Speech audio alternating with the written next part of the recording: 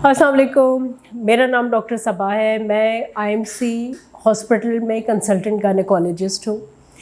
आज की वीडियो का टॉपिक है कॉन्ट्रासेप्शन या फैमिली प्लानिंग या बर्थ स्पेसिंग।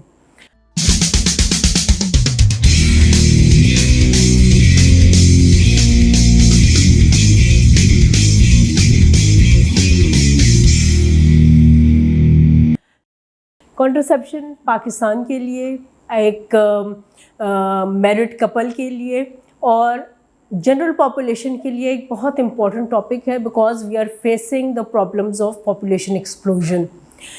फैमिली प्लानिंग के ये कॉन्ट्रासेप्शन के बहुत सारे मेथड्स अवेलेबल हैं जो कि पेशेंट फ्रेंडली हैं, इजी टू यूज़ है, but at the same time हमारी मुआशरे में, हमारे मुल्क में बहुत सारी मिथ्स एसोसिएटेड हैं कॉन्ट्रासेप्शन या फैमिली प्लानिंग के मेथड्स यूज़ करने को लेकर।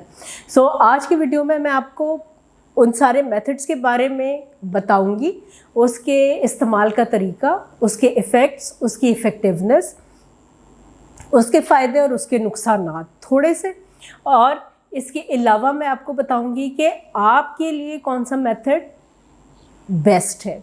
सो हम शुरू करते हैं फैमिली प्लानिंग के मेथड से। दो कॉमन मेथड्स हैं जिसमें एक हार्मोन कंटेनिंग मेथड्स है, दूसरा मेथड है जिसमें हार्मोन्स नहीं होते। हार्मोन कंटेनिंग मेथड्स के ऊपर आ जाए तो उसके मुख्तलिफ तरीके हैं। पिल्स, ओरल कॉन्ट्रासेप्टिव पिल्स या COC combined oral contraceptive pills जिसको हम कहते हैं। ओरल कॉन्ट्रासेप्टिव पिल्स के अंदर दो किस्म के हार्मोन्स पाए जाते हैं, ईस्ट्रोजन और प्रोजेस्ट्रोजन।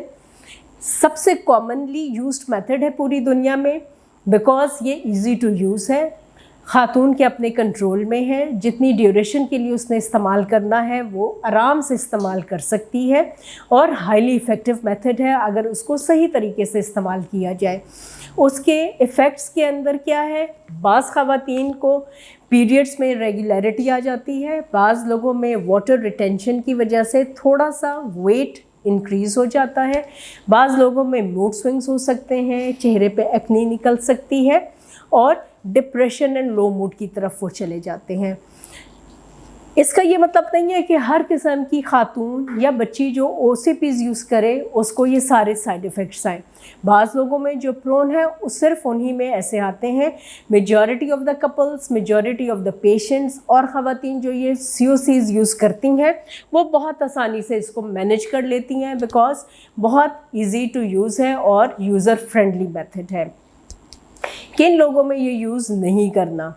वो लोग जिनको ब्लड प्रेशर का मसला है, वो लोग जिनमें ब्लड क्लॉट हो सकता है, और वो लोग जो कि सेंसिटिविटी टू ईस्ट्रोजन है, जो कि ईस्ट्रोजन यूज़ नहीं कर सकते, और दूध पिलाने वाली ख़वातीन कंबाइंड पिल्स यूज़ नहीं कर सकती हैं। कॉन्ट्रासेप्शन के अलावा कंबाइंड पिल्स का फ़ायदा क्या है?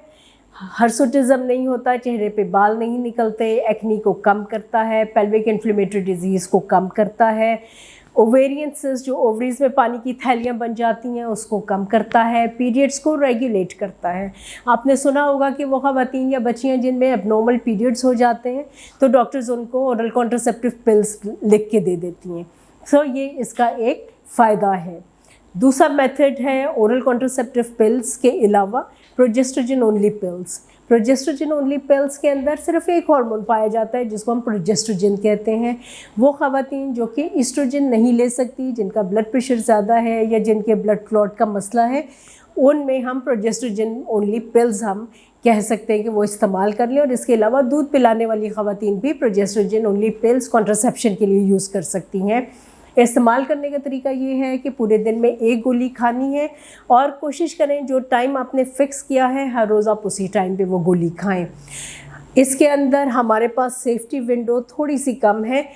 अगर आप 3 घंटे से ज़्यादा लेट हो गई हैं किसी भी रोज़ पिल खाने में तो फिर आपकी प्रेगनेंसी की प्रोटेक्शन नहीं रहती।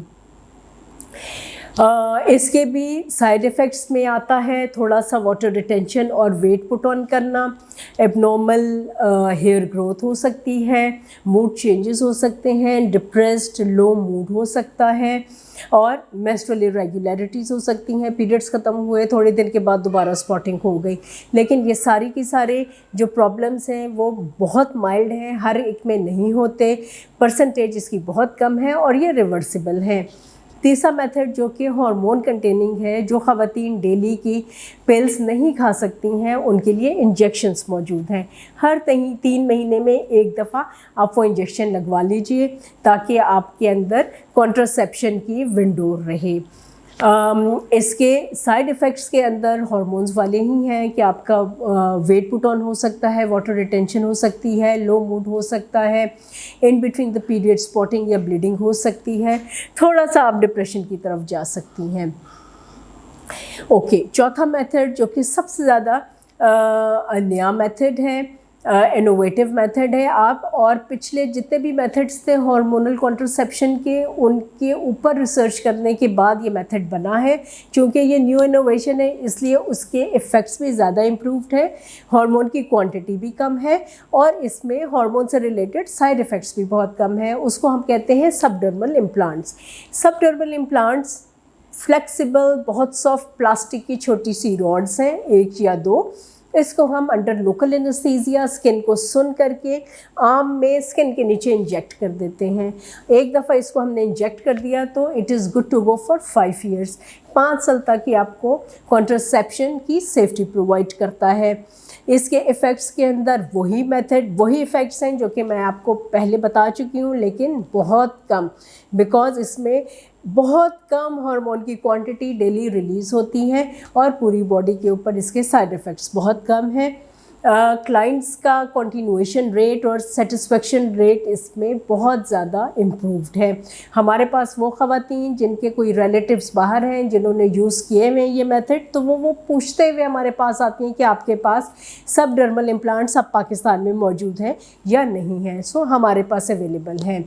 चौथा मेथड हार्मोनल कॉन्ट्रासेप्शन का, अगर आप इम्प्लांट भी नहीं रखवाना चाहते, इंजेक्शन भी नहीं लगवाना चाहते, पिल्स भी आप यूज़ नहीं कर सकते, तो फिर आप मायरीना रखवा लीजिए। What is Mirena? Mirena hormone containing coil है जो कि हम यूट्रस में इंसर्ट कर देते हैं।